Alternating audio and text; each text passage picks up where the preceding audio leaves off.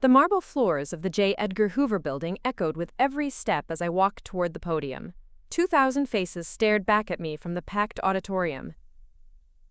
FBI agents, federal prosecutors, senators, and media representatives filled every seat.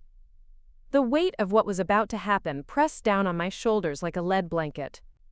I'd love to know which corner of the globe you're watching from. And if this story speaks to you, make sure to subscribe. Tomorrow's video is one you absolutely can't miss. Director Patricia Coleman stepped to the microphone, her silver hair catching the harsh camera lights. Her voice carried the authority of 3 decades in federal law enforcement. Ladies and gentlemen, what you're about to hear will shock you. 6 months ago, this woman sitting behind me was homeless, sleeping in her car, disowned by her own family. Today, she's the reason 17 international human trafficking rings have been dismantled, and over 300 children have been rescued. My hands trembled slightly as I gripped the edge of my chair. Just 8 months earlier, those same hands had been shaking for an entirely different reason. I was standing in the marble-floored foyer of my childhood home in Beverly Hills, California, clutching a single duffel bag while my father's voice cut through me like shattered glass. "You're no daughter of mine," Judge Marcus Brennan had snarled, his judicial robes still hanging on his shoulders from court that morning. "Get out of my house and never come back." The heavy oak door had slammed behind me with such force that the decorative crystal chandelier in the entryway rattled. My mother, Victoria Brennan, had stood silently beside him in her pristine white pantsuit, her manicured fingers twisted together. She didn't say a word. She didn't have to. Her silence was agreement enough. What they didn't know was that the laptop bag slung over my shoulder contained encrypted files that would bring down a criminal empire spanning 3 continents. What they couldn't have imagined was that their rejected daughter would become the FBI's most valuable asset in the largest human trafficking investigation in U.S. history. My name is Sarah Michelle Brennan, and I'm 28 years old. For the past 6 years, I worked as a senior cybersecurity analyst for the Department of Homeland Security. I specialized in digital forensics and dark web investigations. I could trace cryptocurrency transactions through a dozen shell companies and uncover hidden networks that operated in the shadows of the internet. But on that November evening in Beverly Hills, none of my professional accomplishments mattered. I wasn't a respected federal analyst. I wasn't the woman who had helped expose foreign election interference and prevented 3 separate cyberterrorism attacks. I was just their disappointing daughter who had refused to follow the path they had chosen for me. The Brennan family legacy was built on law and order, but only the kind that operated within the marble halls of courthouses and mahogany-paneled law offices. My grandfather, Charles Brennan, had been a Supreme Court justice. My father had served as a federal judge for 22 years. My older brother Richard was a partner at Brennan, Caldwell & Associates, the most prestigious law firm in Los Angeles. They expected me to be a prosecutor. They expected me to carry on the family tradition of standing before judges and juries, arguing cases that would make headlines and advance political careers. Instead, I chose to work behind computer screens, hunting digital predators and dismantling criminal networks that most people never even knew existed. The breaking point came when I told them I had been offered a promotion to lead a joint task force with the FBI. It meant more undercover work, more dangerous assignments, and definitely more time away from the social circles that mattered to the Brennan name. "You're wasting your Harvard law degree," my father had thundered across the dinner table of our Bel Air estate. "You're throwing away everything this family has built for you to play computer games with government bureaucrats." Richard had nodded in agreement, cutting his $40 steak with surgical precision. "Sarah's always been the rebel," he said with a condescending smile. "Maybe it's time she learned that actions have consequences." My mother had simply stared at her untouched plate, her face a mask of disappointed resignation. That was 3 weeks before the confrontation that ended with me sleeping in my Honda Civic in a Walmart parking lot in Van Nuys. What they didn't understand was that my work wasn't about rebellion, it was about justice in its purest form. While they argued technicalities and precedents in climate-controlled courtrooms, I was tracking the digital footprints of people who sold children like commodities. While they attended charity galas and political fundraisers, I was working 16-hour days to shut down networks that destroyed innocent lives. The irony was devastating. The Brennan family built their reputation on upholding the law, but they couldn't see that their daughter was fighting a war against crimes that made their courtroom battles look like academic exercises. Standing in that freezing parking lot at 2 in the morning, my breath fogging the windows of my car, I made a decision that would change everything. I pulled out my secure government phone and opened an encrypted file I had been building for months. It was a digital map of connections that spanned from the dark web to offshore bank accounts, from anonymous chat rooms to luxury hotels and international financial centers. I had stumbled onto something massive while investigating what appeared to be a routine case of identity theft, a pattern in the data that didn't make sense. Cryptocurrency transactions that followed a rhythm too organized to be random.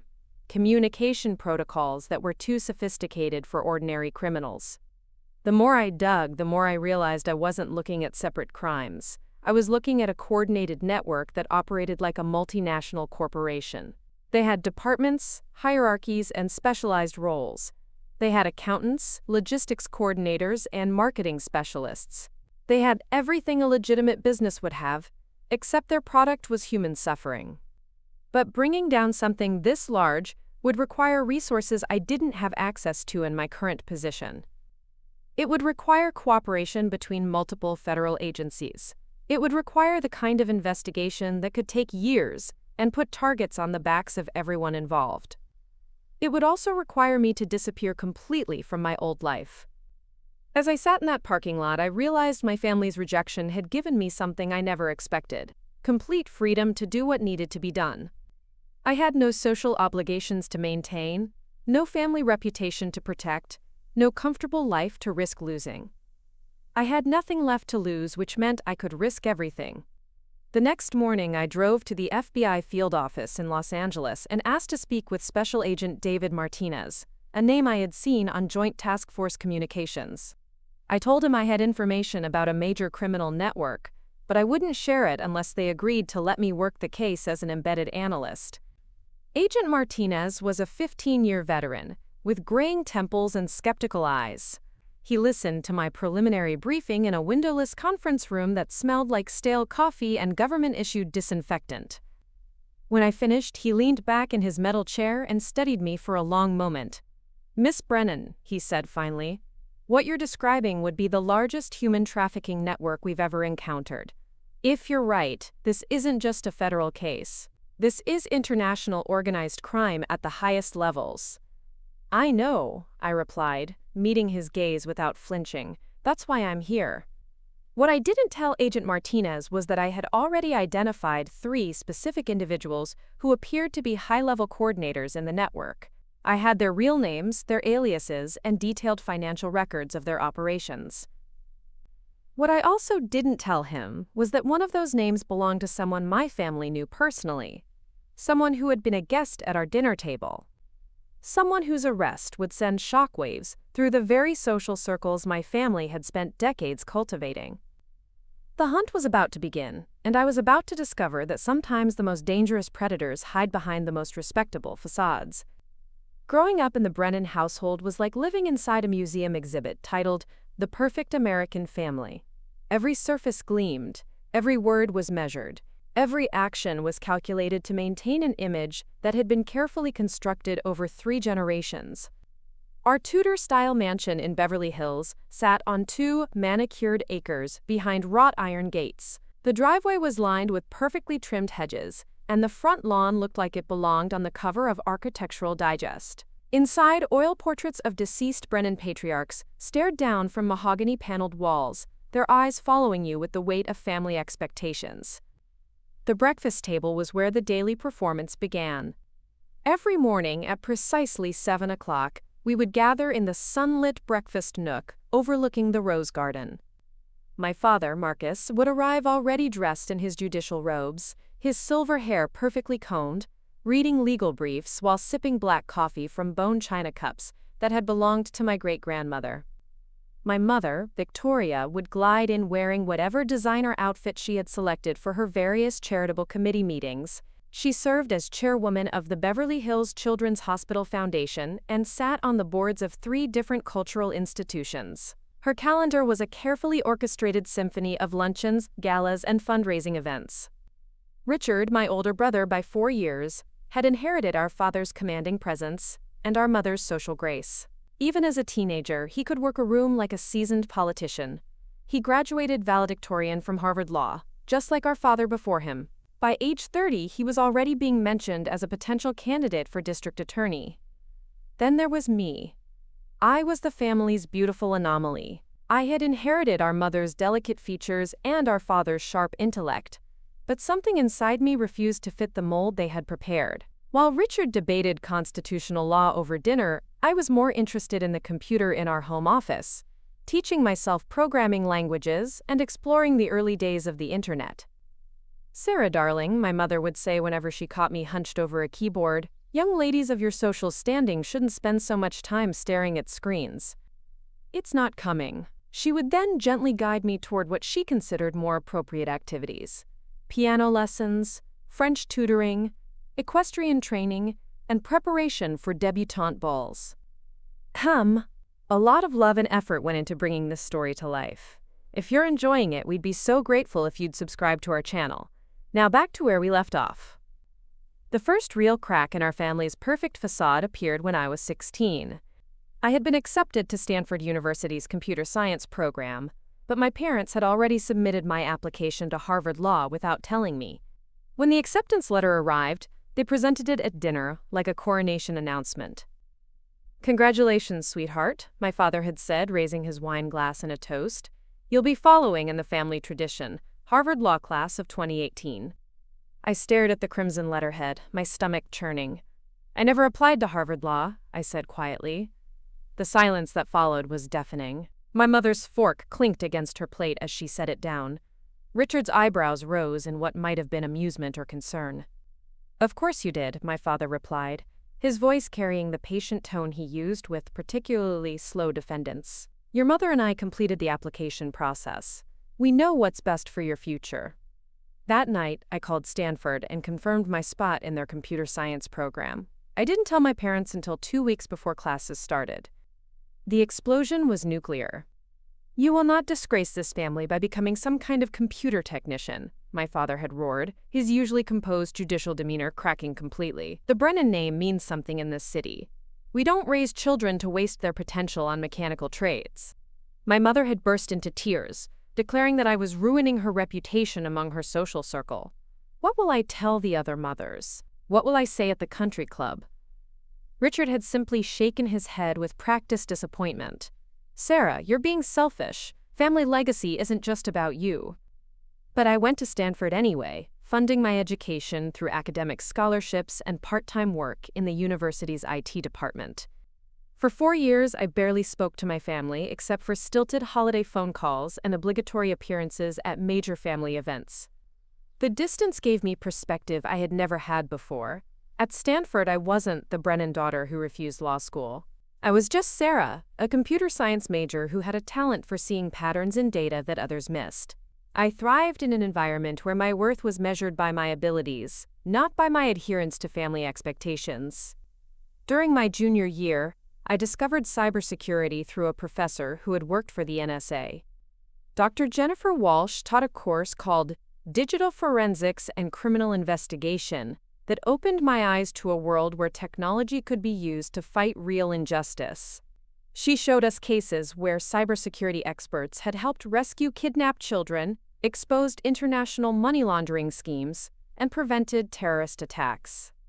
"The internet has created new kinds of predators," Dr. Walsh explained during one particularly memorable lecture, "but it has also given us new tools to hunt them. The question is whether you want to use your skills to make money or to make a difference." I knew immediately which path I wanted to choose. After graduation, I was recruited by the Department of Homeland Security's Cybersecurity and Infrastructure Security Agency. My first assignment was analyzing communication patterns used by domestic terrorism groups. Within 6 months, I had developed new algorithms for identifying coded language in online forums that helped prevent 2 planned attacks on federal buildings. My parents' reaction to my career choice was predictably cold. During our annual Christmas dinner in 2019, my father had introduced me to his judicial colleagues as our daughter who works with computers for the government. The dismissive tone made it clear that my accomplishments meant nothing compared to Richard's latest courtroom victory or law firm promotion. "At least she's working for the government," one of his fellow judges had commented. "Though I imagine it's quite different from the law enforcement work we do in the courts." I had bitten my tongue that night, but the comment stayed with me. They saw my work as somehow less important, less meaningful, than what happened in their courtrooms. They couldn't understand that while they processed cases that had already reached the legal system, I was working to prevent crimes before they happened. The breaking point had been building for years, but it finally came during a family dinner in October. I had just returned from a 3-week undercover assignment that had resulted in the arrest of a cyber-stalking ring targeting teenage girls. I was exhausted, emotionally drained from the work, and looking forward to sharing at least some version of my success with my family. Instead, the entire dinner conversation revolved around Richard's latest high-profile client and my mother's upcoming charity auction. When I tried to mention that I had received a commendation from my department director, my father had cut me off mid-sentence. "That's nice, dear," he had said without looking up from his plate. "Richard, tell us more about the merger case. The Times mentioned it might set a new precedent." In that moment, sitting at a table laden with expensive china and fresh flowers, I realized that I had been performing for an audience that would never appreciate the show. I was seeking validation from people who fundamentally couldn't understand the value of what I did. The final confrontation happened 3 weeks later when I told them about the FBI task force opportunity. It wasn't just about the promotion or the new assignment. It was about the fact that I had been specifically requested for a major investigation because of my unique skill set. But all they heard was that their daughter was choosing to move further away from the family business, deeper into a world they couldn't control or understand. "You're throwing your life away," my mother had said, tears streaming down her perfectly made-up face. "You had every advantage, every opportunity, and you're choosing to waste it all." Standing in their pristine foyer with my duffel bag, I realized that what they saw as waste, I saw as purpose. What they considered throwing my life away, I knew was finally claiming it as my own. The last thing I heard before the door slammed was my father's voice, cold and final. "Don't expect to come crawling back when this fantasy career falls apart." As I walked toward my car parked in their circular driveway, I looked back at the house one final time. Every window glowed with warm, inviting light. From the outside, it looked like the perfect family home. But I knew that inside those walls, love had always come with conditions I could never meet. What I didn't know was that my years of fighting for their approval had actually been preparing me for something much more important: fighting for people who couldn't fight for themselves. The skills I had developed to navigate my family's complicated emotional dynamics would prove invaluable when dealing with criminal networks that operated on manipulation and fear. The resilience I had built from years of disappointment would carry me through the darkest moments of the investigation ahead. Most importantly, the freedom that came from having nothing left to lose would give me the courage to pursue a case that would change everything. The first week of sleeping in my car was a masterclass in humility. I parked in different locations each night, rotating between 24-hour Walmart parking lots, rest stops along the freeway, and the occasional hotel parking garage where security wouldn't immediately notice an extra vehicle. My Honda Civic wasn't designed for human habitation, and every morning I woke up with a stiff neck and the bitter taste of defeat in my mouth. But it was during those sleepless nights that I made the discovery that would change everything. I was working on a routine case involving credit card fraud, using my government laptop to trace cryptocurrency transactions that had been flagged by our automated monitoring systems. The case seemed straightforward. Someone was using stolen credit card information to purchase Bitcoin, then immediately transferring the funds through a series of anonymous wallets before cashing out through offshore exchanges. What caught my attention wasn't the sophistication of the laundering scheme. I had seen plenty of those. It was the timing of the transactions. They followed a pattern that was almost biological in its precision. Every 72 hours, like clockwork, a new batch of transactions would begin. The amounts varied, but the rhythm never changed. I spent 3 days building a visualization of the data, mapping out the transaction flows across a 6-month period. What emerged was a network that looked less like random criminal activity and more like a supply chain. There were clear hierarchies, specialized roles, and what appeared to be territorial divisions across different geographic regions. The breakthrough came when I cross-referenced the timing patterns with missing persons reports from the National Crime Information Center. The correlation was impossible to ignore. Every 72-hour cycle corresponded with clusters of missing person reports from specific metropolitan areas. Los Angeles, Phoenix, Denver, Chicago, Atlanta. The cities formed a clear geographic progression from west to east. My hands were trembling as I pulled up more data. These weren't random disappearances. They were primarily young women between the ages of 16 and 24. Many were runaways or had been reported missing from foster care systems. The kind of people whose disappearances often got minimal media attention.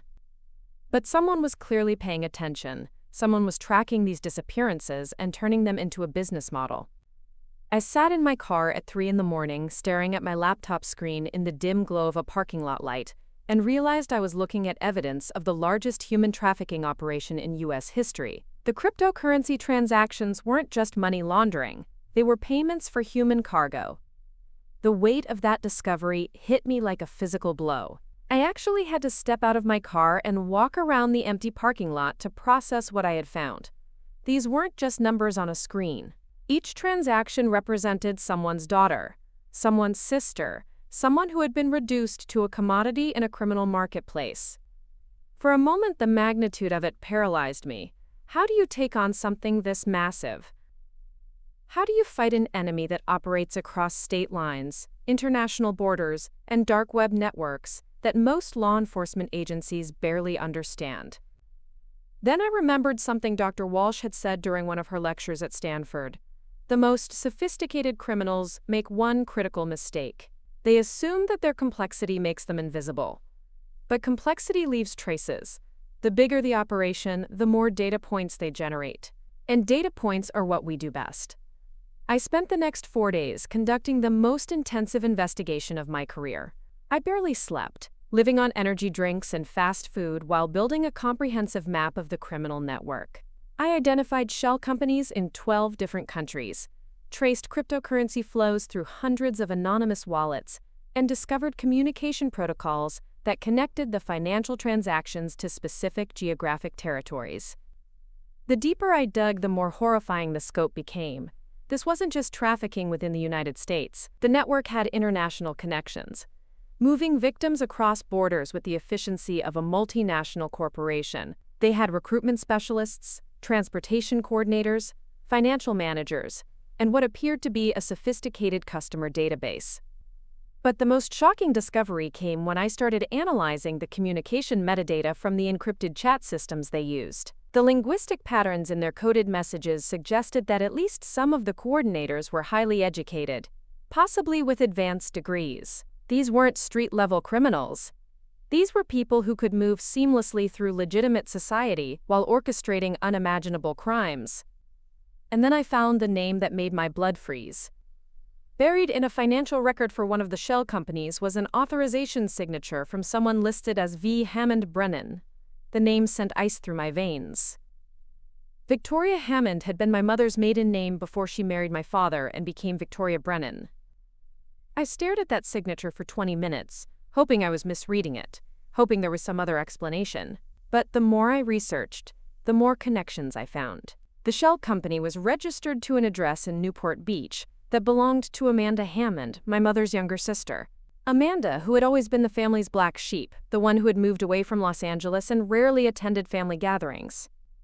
The signature authorization was dated just 6 months earlier, right around the time that Amanda had suddenly appeared at our family's annual Christmas party driving a brand new Mercedes and wearing jewelry that must have cost more than most people's annual salary.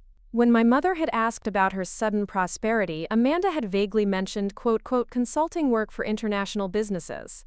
The realization that someone in my extended family was connected to this network felt like a knife twisting in my chest. But it also crystallized something important. This case wasn't just about pursuing justice for anonymous victims. This was about confronting evil that had infiltrated the very circles my family moved in. I made a decision that night that would define the rest of my life. I wasn't going to report this discovery through normal DHS channels, where it would get buried in bureaucratic processes and interagency jurisdictional disputes. I wasn't going to let this investigation get diluted by politics or protocol. I was going to take this directly to the FBI and offer them something they had never seen before, a complete blueprint of an international criminal network, delivered by someone with nothing left to lose. But first, I needed to protect the evidence. Working in the parking lot of a 24-hour diner in Burbank, I created multiple encrypted backups of all my data. I stored copies on separate secure servers, sent encrypted files to anonymous email accounts I had created, and even burned backup DVDs that I mailed to myself at 3 different post office boxes.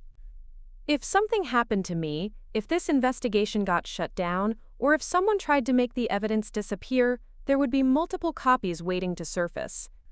The next morning, I drove to the FBI field office in Westwood. I had been there once before for an interagency training session, but walking through those doors as someone seeking help rather than offering it felt completely different. The weight of what I was about to set in motion pressed down on my shoulders like a lead blanket. Special Agent David Martinez was a 15-year veteran who specialized in organized crime investigations. He had the weathered look of someone who had seen too much, but his eyes were sharp and intelligent. When I told the receptionist that I had information about a major criminal network, she directed me to a small conference room where Agent Martinez joined me 20 minutes later. "Miss Brennan," he said, settling into a metal chair across from me, "I understand you have information about organized criminal activity. Before we begin, I need to inform you that anything you tell me may be used in a criminal investigation. Do you understand?" "I understand," I replied, pulling out my laptop. "But before I show you what I've found, I need you to understand something. What I'm about to share with you will require resources that go far beyond a typical federal investigation. This isn't just a domestic case. This is international organized crime at the highest levels." Agent Martinez leaned back slightly, his expression skeptical. "That's a pretty significant claim. What makes you think you've uncovered something that major?" Instead of answering with words, I turned my laptop screen toward him and opened the visualization I had created, showing the cryptocurrency transaction flows. The complex web of connections filled the screen, each line representing millions of dollars moving through dozens of countries. His expression changed immediately. The skepticism vanished, replaced by intense focus as he studied the data. "How long did it take you to compile this?" he asked quietly. 4 days, I said. "But I've been building the underlying analysis for months without realizing what I was looking at." He was quiet for a long moment, studying the screen. Then he looked up at me with eyes that had hardened into something approaching awe. "Ms. Brennan," he said slowly, "if this data is accurate, you may have just handed us the most significant human trafficking investigation in FBI history." What I didn't tell him in that moment was that I had already identified 17 specific individuals who appeared to be key coordinators in the network. I had their real names, their financial records, and detailed evidence of their criminal activities. What I also didn't tell him was that one of those 17 names belonged to someone my family had trusted completely. Someone who would be at my mother's charity auction the following weekend, moving through Beverly Hills society while orchestrating crimes that destroyed innocent lives. The hunt was about to begin, and I was about to discover that sometimes the most dangerous predators aren't hiding in dark alleys. Sometimes they're hiding in plain sight, protected by respectability and social connections that make them seem untouchable. But untouchable was about to become a very relative term. The FBI's Los Angeles field office became my second home over the following weeks. Agent Martinez had moved quickly after our initial meeting, assembling a joint task force that included specialists from the Bureau's Crimes Against Children Unit, the DEA's Financial Crimes Division, and Interpol's Human Trafficking Task Force. They gave me a temporary security clearance and a cramped office in the basement that smelled like industrial carpet and stale coffee. For the first time since leaving my parents' house, I wasn't sleeping in my car. The Bureau had arranged for a safe house apartment in a nondescript complex in Culver City. It wasn't luxury, but it had a bed, a shower, and most importantly, a secure internet connection that allowed me to work around the clock. Agent Martinez introduced me to the team during a briefing that felt more like a war council than a typical law enforcement meeting.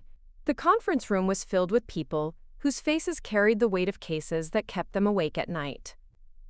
There was Agent Lisa Chen from Crimes Against Children, a woman in her 40s, whose reputation for rescuing trafficking victims was legendary within the Bureau. Detective Ray Torres, from LAPD's Human Trafficking Task Force, brought 15 years of street-level experience. And Dr. James Morrison, a forensic psychologist who specialized in criminal network analysis. What we're looking at, Agent Martinez began, projecting my network visualization onto the conference room screen, is unlike anything we've encountered before. This isn't just trafficking. This is industrialized trafficking. Agent Chen leaned forward, studying the data flows. The geographic distribution suggests they're operating like a legitimate logistics company. They have supply sources, distribution networks, and what appears to be a sophisticated customer management system. Detective Torres shook his head grimly. We've been seeing pieces of this for months without realizing they were connected. Missing persons reports that didn't fit normal patterns. Financial transactions that seemed too organized for street-level operations. Dr. Morrison was analyzing the communication intercepts I had decoded from their encrypted chat systems. The linguistic patterns are fascinating and disturbing, he said. These people use corporate terminology when discussing human beings. They refer to inventory, product delivery, and customer satisfaction metrics. They've completely dehumanized their victims through language. My role on the task force was officially listed as technical analyst, but in reality I became the team's primary intelligence source. I spent 18-hour days diving deeper into the network's digital infrastructure, mapping out their operations with a precision that bordered on obsession. The breakthrough came 3 weeks into the investigation when I managed to crack their primary communication protocol. They were using a modified version of signal messaging, but with additional encryption layers that required specific authentication codes. By analyzing the metadata patterns, I discovered that the authentication codes followed a mathematical sequence based on Bitcoin blockchain timestamps. Once I had access to their real-time communications, the full scope of their operation became terrifyingly clear. They weren't just trafficking victims within the United States. They were operating what amounted to an international supply chain, moving people across borders with the efficiency of a multinational corporation.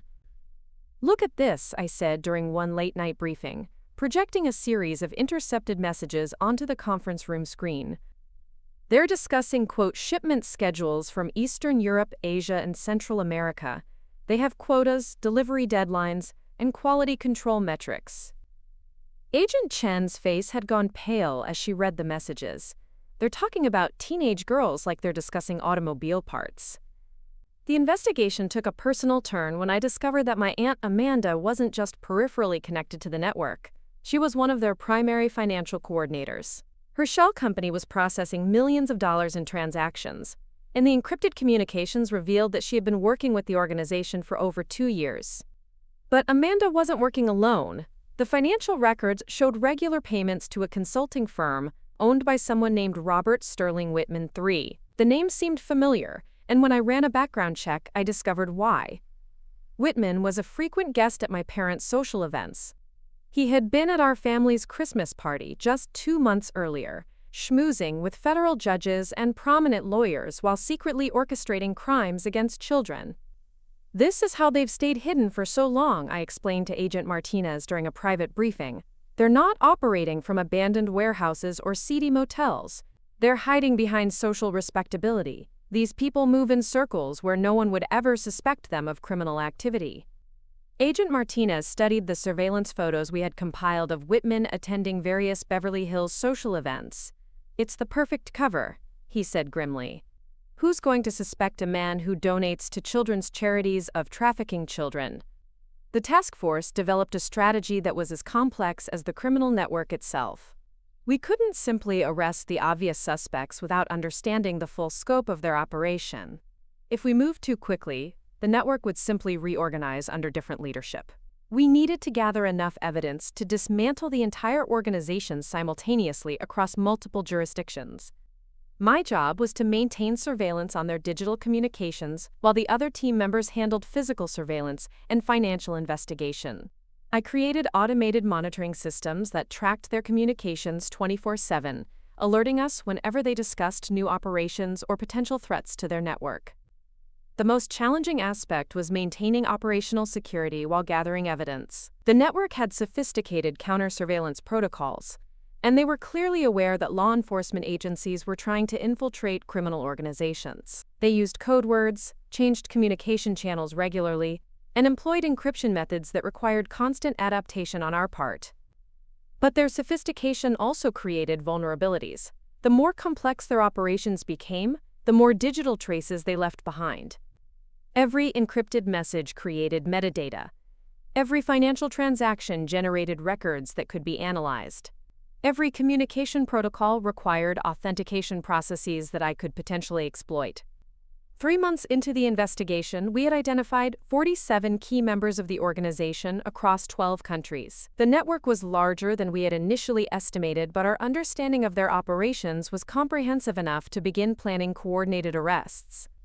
The turning point came when we intercepted communications about a major delivery event scheduled for the following month. The messages were heavily coded, but the pattern analysis suggested they were planning to move a significant number of victims through the Los Angeles area during a specific 3-day period. "This is our opportunity," Agent Chen said during an emergency briefing. "If we can disrupt this operation while simultaneously executing arrests across the network, we can save dozens of victims while dismantling their entire organization." But the operation would require coordination with international law enforcement agencies, and there was always the risk that information could leak to the wrong people. If anyone in the network was warned about the impending raids, they would disappear immediately, taking their victims with them.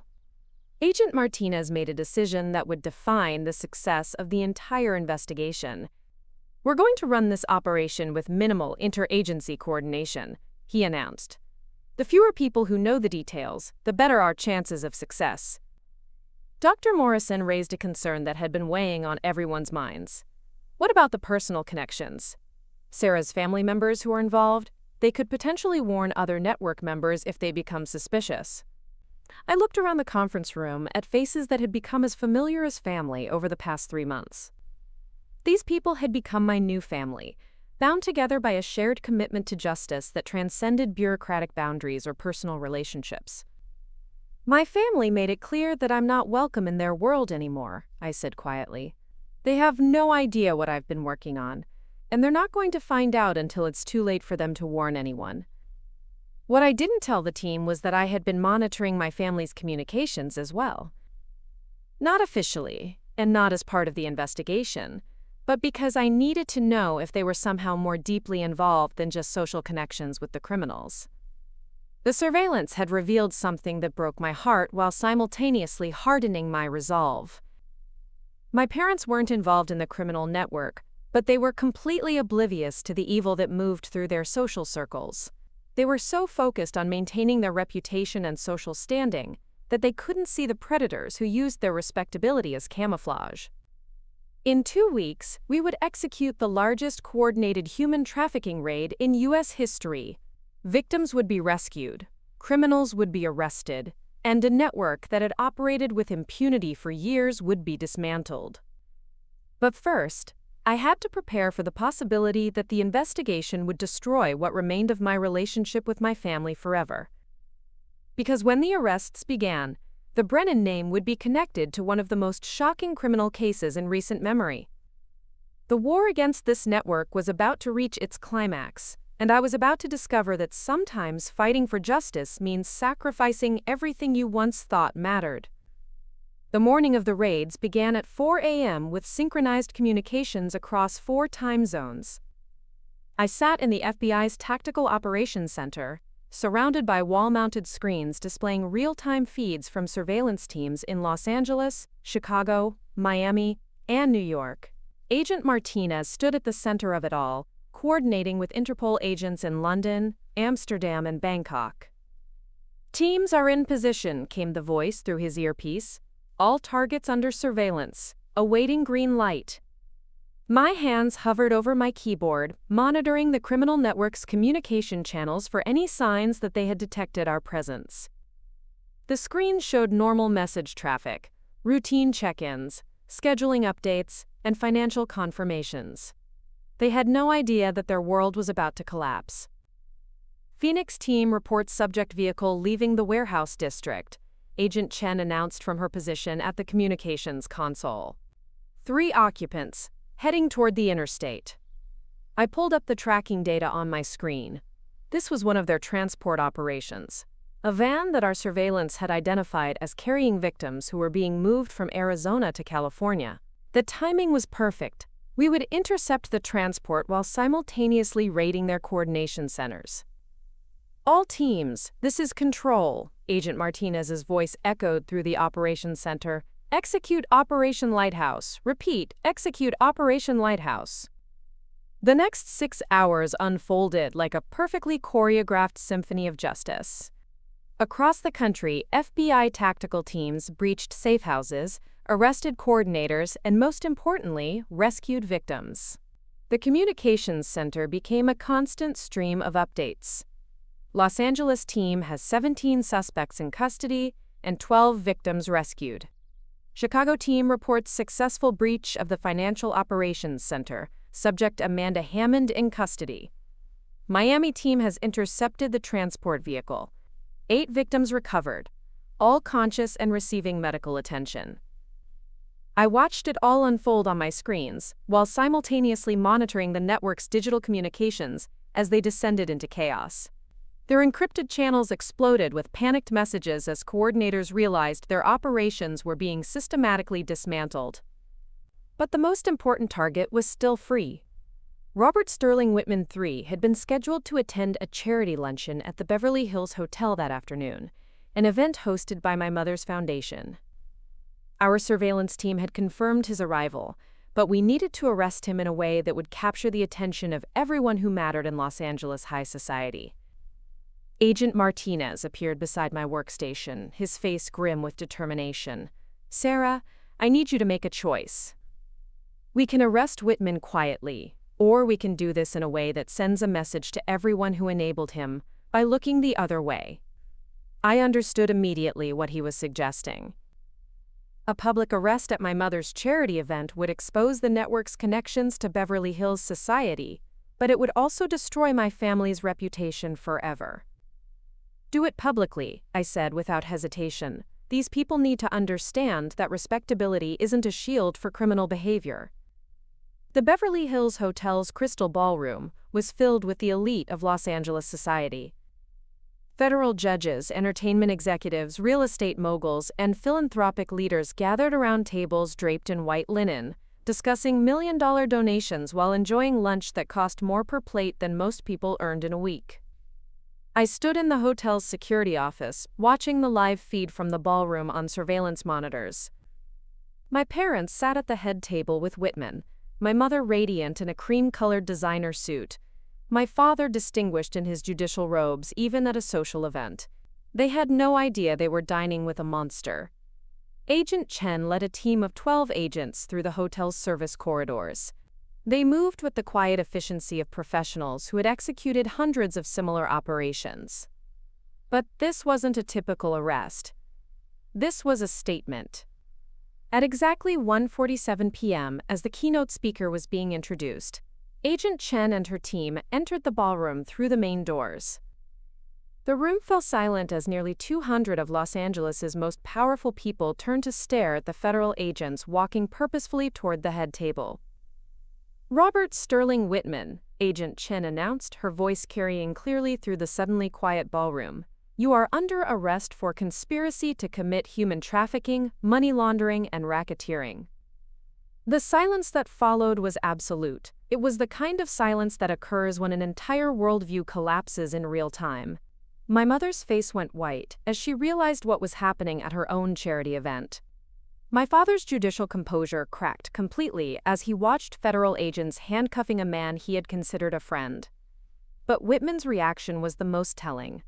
As the handcuffs clicked into place, he looked directly at Agent Chen with cold, calculating eyes.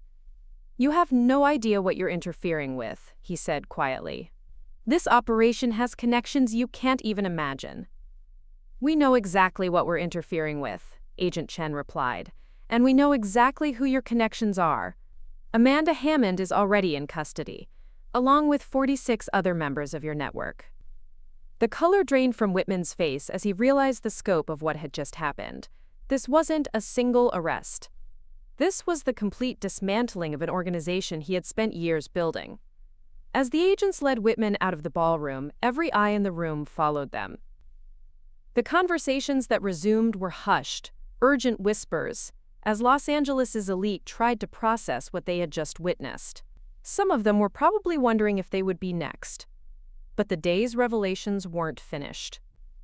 Back at the FBI Operations Center, our financial crimes team had been analyzing the data recovered from the network's servers. What they found went beyond trafficking and into something even more sinister: corruption that reached into the highest levels of California's legal system. Agent Martinez called me into a private conference room where he had spread financial documents across a large table. His expression was grave as he pointed to a series of bank transfers. "Sarah, we found something that changes everything," he said. Whitman's organization wasn't just trafficking victims.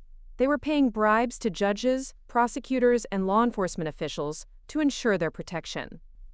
My blood went cold as I studied the documents. The payment records showed regular transfers to numbered accounts linked to public officials across California. But one name made my stomach lurch: Judge Marcus Brennan. "No," I whispered, staring at my father's name on the financial records. "There has to be an explanation." Agent Martinez's voice was gentle but firm. "The payments to your father's account total over $300,000 across the past 18 months. The timing corresponds with several cases where trafficking suspects received unusually lenient sentences or had charges mysteriously dropped." The room started spinning as I processed what this meant. My father wasn't just socially connected to the criminal network. He was being paid to provide judicial protection for their operations. The man who had built his career on upholding the law had been corrupting it for money. "We need you to understand," Agent Martinez continued, "that your father will be arrested within the next 24 hours. This investigation has revealed corruption that goes to the core of California's judicial system." I sat down heavily in one of the conference room chairs, my entire world reshaping itself around this new reality. The family that had rejected me for choosing justice over respectability had actually chosen corruption over justice. The parents who couldn't understand why I would waste my potential fighting criminals had been protecting those same criminals for financial gain. But there was one more revelation that would complete the destruction of everything I had believed about my family. The financial records showed that the bribes to my father had been facilitated through my mother's charity foundation, the Beverly Hills Children's Hospital Foundation, an organization supposedly dedicated to helping vulnerable children, had been used as a money laundering operation for a network that trafficked children. My mother hadn't just been socially oblivious to the evil in her circles, she had been an active participant in concealing it. The irony was devastating. My parents had spent years telling me that I was wasting my potential, that I was choosing a meaningless career over the family's respectable legacy. But their legacy was built on blood money paid by people who destroyed children's lives. As I sat in that conference room, surrounded by evidence of my family's corruption, I felt something shift inside me. The last threads of connection to my old life snapped completely. The pain of their rejection was replaced by something cleaner and more powerful: absolute clarity about who I was and what I stood for. The next morning's headlines would shock Los Angeles: federal judge arrested in massive human trafficking conspiracy. But before those headlines appeared, I had one final decision to make. Agent Martinez offered me the opportunity to distance myself from the investigation before my father's arrest became public. I could transfer to another field office, change my name, start over somewhere else where the Brennan scandal wouldn't follow me. "No," I said without hesitation. "I want to be there when you arrest him. I want him to see my face and understand that the daughter he rejected is the one who brought justice to his victims." The war against the trafficking network was over. We had won completely, rescuing 127 victims and dismantling an organization that had operated with impunity for years. But the war for my own identity was just beginning, and I was finally ready to fight it on my own terms. The federal courthouse in downtown Los Angeles had never seen a media circus quite like this. Satellite trucks lined Spring Street for 3 blocks in every direction. National news anchors delivered live reports from the courthouse steps, their voices carrying across the plaza, where hundreds of protesters held signs demanding justice for trafficking victims. I sat in the witness room adjacent to courtroom 850, reviewing my testimony notes one final time. 3 months had passed since the raids, and today marked the culmination of the largest human trafficking prosecution in U.S. history. 18 defendants would be sentenced, including 3 people whose arrests had shattered my world completely. Agent Martinez sat across from me, his own notes spread across the small table. Over the months since Operation Lighthouse, he had become more than a professional colleague. He had become the closest thing to family I had left. "Are you ready for this?" he asked quietly. "Once you testify, there's no going back. Your father's legal team will try to destroy your credibility, and they'll use every personal detail they can find." I looked out the small window at the crowd of reporters and protesters below. Among them were faces I recognized, some of the victims we had rescued, now free and fighting for others, still trapped in similar situations. Their courage had sustained me through the darkest moments of the investigation. "I've been ready for this my entire life," I replied. "I just didn't know it until now." The courtroom was packed beyond capacity when I took the witness stand. Federal prosecutors had arranged the seating to ensure that trafficking survivors and their families occupied the front rows, while media representatives filled the gallery behind them. The message was clear. This trial was about the victims, not the defendants. My father sat at the defense table, in an expensive navy suit, his silver hair perfectly styled, his face a mask of cold defiance. He hadn't looked at me once since entering the courtroom. Beside him, his legal team had assembled a small army of attorneys whose combined billable hours probably exceeded the GDP of small countries. Robert Whitman occupied a table on the opposite side of the courtroom, his own team of lawyers flanking him like bodyguards. His transformation from sophisticated socialite to orange jumpsuited defendant was stark, but his eyes still carried the same calculating coldness I had seen in his communications intercepts. At a third table sat my Aunt Amanda, looking smaller and frailer than I remembered. Her attorney was a public defender who looked overwhelmed by the scope of the case. Unlike the others, Amanda had cooperated with the prosecution from the moment of her arrest, providing details about the network's operations that had helped us rescue additional victims. Judge Patricia Williams called the court to order, her voice echoing through the packed courtroom. She was a Clinton appointee with a reputation for fairness and an absolute intolerance for crimes against children. The irony that my father was being tried before a colleague wasn't lost on anyone present. "The prosecution may call its next witness," Judge Williams announced. "The United States calls Sarah Michelle Brennan," announced Assistant U.S. Attorney Jennifer Shaw, a federal prosecutor who had built her career on complex organized crime cases. Walking to the witness stand felt like crossing a bridge that would burn behind me. Every step took me further from the world I had known and closer to a future I was still learning to envision. The courtroom fell silent as I placed my hand on the Bible and swore to tell the truth. ADA Shaw began with my background, my education, my career with the Department of Homeland Security, my expertise in cybersecurity and financial crime investigation. She walked me through the discovery of the network, the months of investigation, and the evidence we had compiled. "Miss Brennan," she said, "can you identify the defendants in this courtroom?" I looked directly at my father for the first time since the trial began. "The defendant at the first table is Judge Marcus Brennan, my father. The defendant at the second table is Robert Sterling Whitman III. The defendant at the third table is Amanda Hammond, my mother's sister. And what was your relationship with these defendants prior to this investigation?"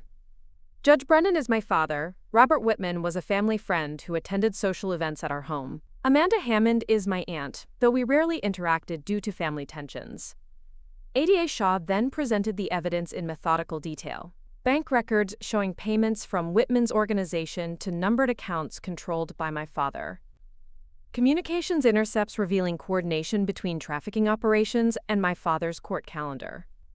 Financial documents proving that my mother's charity had been used to launder money from the criminal network. "Miss Brennan, the defense has suggested that your testimony is motivated by personal animosity toward your father. How do you respond to that accusation?" I had prepared for this question, but speaking the words still felt like swallowing glass.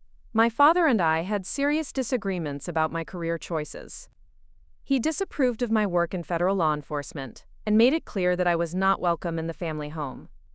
However, my testimony is based solely on documentary evidence and digital forensics. Personal feelings are irrelevant when children's lives are at stake. The cross-examination was brutal. My father's lead attorney, Harrison Caldwell III, was a legendary defense lawyer who had built his reputation on destroying prosecution witnesses. He spent 4 hours attempting to portray me as a troubled daughter, seeking revenge against parents who had tried to guide me toward a better life.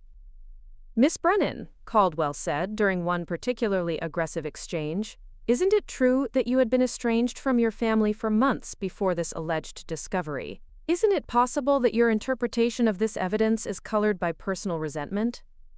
"Mr. Caldwell," I replied evenly, "digital evidence doesn't lie. Bank records don't have personal feelings. The payments to my father's accounts correspond precisely with dates when trafficking suspects received unusual judicial leniency. The evidence speaks for itself." "But you admit that you were homeless at the time you claim to have made these discoveries? Living in your car?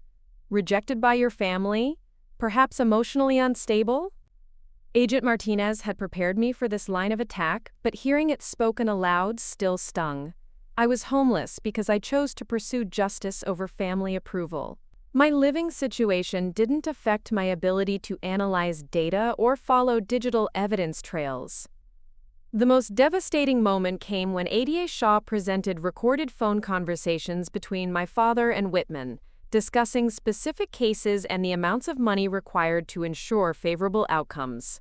My father's voice, so familiar from childhood dinners and family arguments, discussing human trafficking victims like they were legal technicalities to be managed. "The delivery schedule needs to be adjusted," my father's voice echoed through the courtroom. "I can delay the Henderson case for 2 weeks, but after that, I'll need the usual consideration deposited to the Cayman account." The courtroom was silent except for the quiet sobbing of trafficking survivors in the front rows. These were the children and young women whose lives had been prolonged nightmares because my father had accepted money to look the other way. When the recordings finished, I saw my father's composure crack for the first time. His hands were shaking as he reached for a glass of water. The man who had spent decades commanding courtrooms with absolute authority looked small and defeated in the face of his own recorded words. The sentencing phase took place 3 weeks later. By then, the media coverage had reached international levels. CNN, BBC, and networks across Europe had covered the case as a watershed moment in the fight against human trafficking. The trial had exposed not just individual criminals, but systemic corruption that had allowed trafficking networks to operate with impunity. Judge Williams delivered the sentences with the gravity the case deserved. "Robert Sterling Whitman, 3. You have been convicted of conspiracy to commit human trafficking, racketeering, money laundering, and corruption of public officials. The court sentences you to life in prison without the possibility of parole." Whitman showed no emotion as U.S. Marshals led him away in shackles. "Amanda Hammond, you have been convicted of money laundering and conspiracy charges. However, your cooperation with the investigation and your testimony against other network members have been noted by this court. You are sentenced to 12 years in federal prison, with the possibility of parole after 8 years. My aunt broke down completely when the sentence was announced. Her cooperation had helped us rescue 17 additional victims, but she would still spend nearly a decade in prison for her role in their suffering. Finally, Judge Williams turned to my father. "Marcus Brennan, you have been convicted of accepting bribes, obstruction of justice, and conspiracy to facilitate human trafficking. As a federal judge, you held a position of sacred trust. You were sworn to protect the innocent and uphold the law. Instead, you sold that trust for money, allowing the continued suffering of trafficking victims.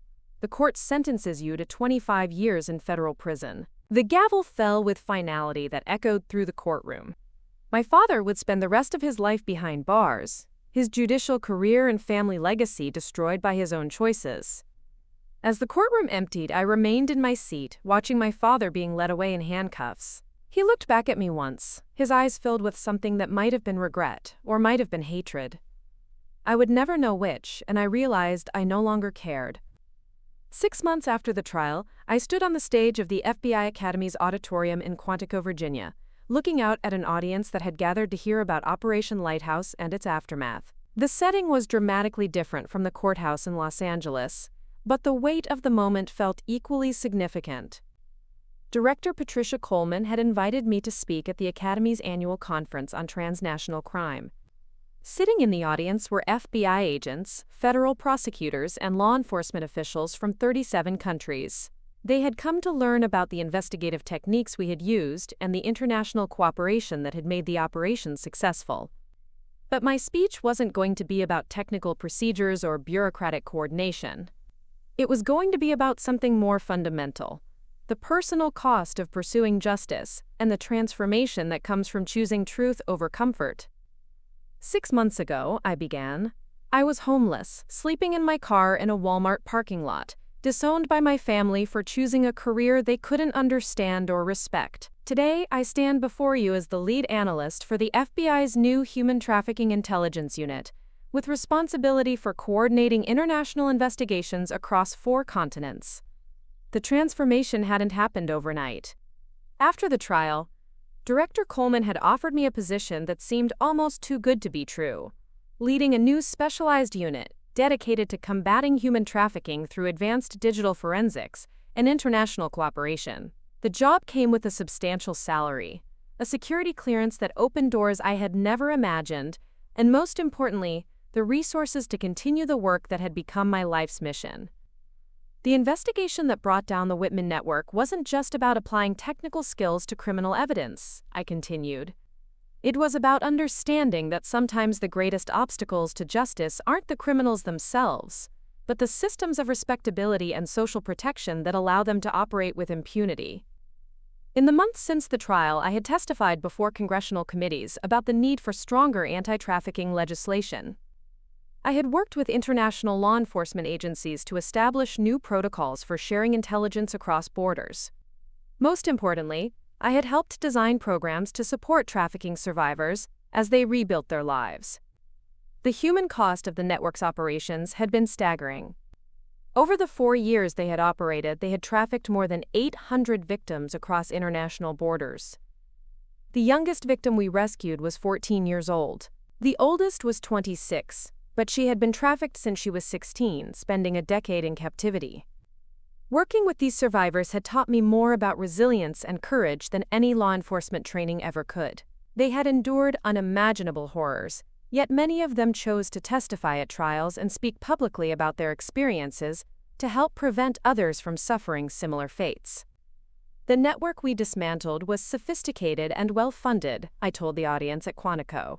But their greatest strength was also their greatest weakness. They believed that their social connections and financial resources made them untouchable.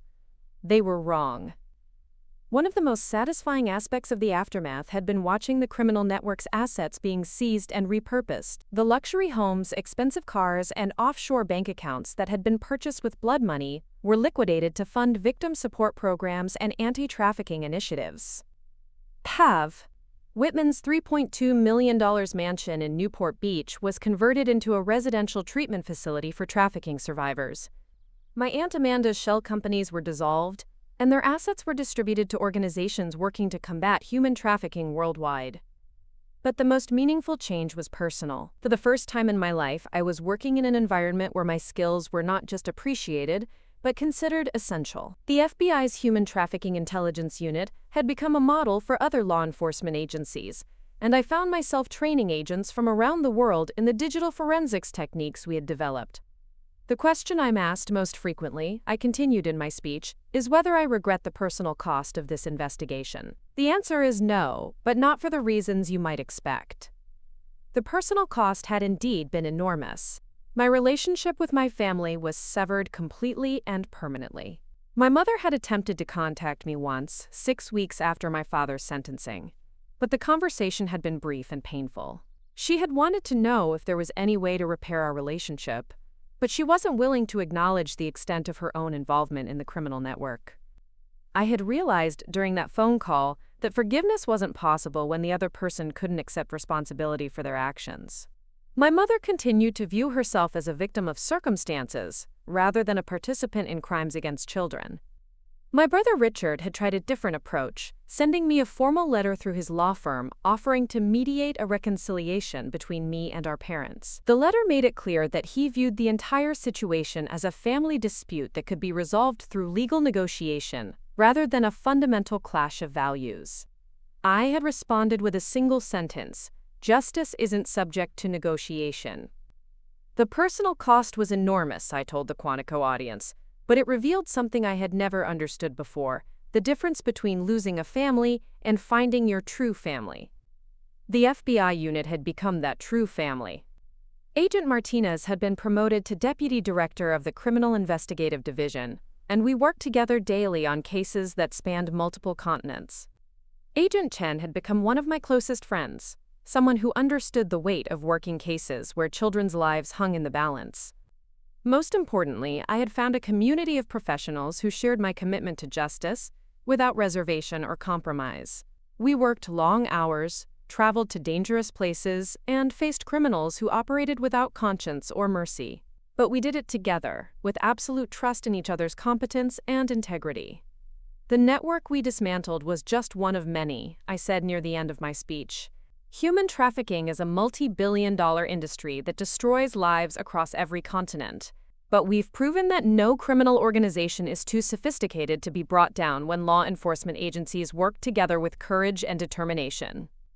Since Operation Lighthouse, our unit had helped dismantle 6 additional trafficking networks across North America, Europe, and Asia. We had rescued 247 additional victims and arrested 89 more criminals. Each case built on the techniques and international relationships we had developed during the original investigation. But the work was far from over. For every network we dismantled, new ones emerged to take their place. The fight against human trafficking required constant vigilance, continuous adaptation, and unwavering commitment to protecting the most vulnerable members of society. I want to close with a message for the survivors who are watching this presentation, I said, looking directly into the camera that was recording my speech for international distribution. Your courage in testifying against your traffickers has saved countless other lives. Your willingness to speak the truth about your experiences has helped us understand how these networks operate and how to dismantle them more effectively. And for anyone who is currently trapped in trafficking situations, we are looking for you. We will not stop looking for you. And when we find you, we will move heaven and earth to bring you home safely. The standing ovation that followed lasted for several minutes. But the moment that mattered most came afterward, when a young agent approached me in the hallway outside the auditorium. "Agent Brennan," she said, "I just wanted to thank you. I've been working on trafficking cases for 3 years, and your presentation helped me understand something important. This work isn't just about enforcing laws. It's about defending the idea that every human life has value." Standing in that hallway at Quantico, surrounded by colleagues who shared my commitment to justice, I realized that I had finally found my place in the world. I wasn't the disappointing daughter who had refused to follow family expectations. I wasn't the homeless woman sleeping in her car outside a Walmart. I was the Special Agent Sarah Michelle Brennan, leader of the FBI's Human Trafficking Intelligence Unit, defender of the innocent, and a person who had chosen to define herself by her actions rather than her circumstances. The war against human trafficking would continue for as long as there were people willing to exploit the vulnerable for profit. But I would fight that war with everything I had, surrounded by people who understood that some battles are worth any personal cost. My grandfather had been a Supreme Court justice who believed in the law as an abstract principle. My father had been a federal judge who corrupted the law for personal gain. But I had become something different, a guardian who used the law as a weapon against those who preyed on the innocent. The family name that had once been a burden was now a symbol of redemption. And the daughter who had been cast out for choosing justice over respectability had finally come home to the family she was meant to serve, the community of people who would never stop fighting for those who couldn't fight for themselves. As I walked out of the FBI Academy that evening, I thought about the phone call I had received the week before from a trafficking survivor we had rescued during Operation Lighthouse. She was now studying criminal justice at George Washington University, planning to become a federal agent herself. Agent Brennan, she had said, I want you to know that what you did didn't just save my life, it gave me a life worth living. That was the only validation I would ever need. That was the family legacy I chose to build. And that was the beginning of a story that would continue for as long as there were people willing to stand up for justice, no matter the personal cost. Looking for more? We've got 2 amazing stories ready for you right on screen. If this one touched you, these are absolutely worth your time. Click to watch them now. And hey, subscribe and hit that bell to never miss our latest uploads.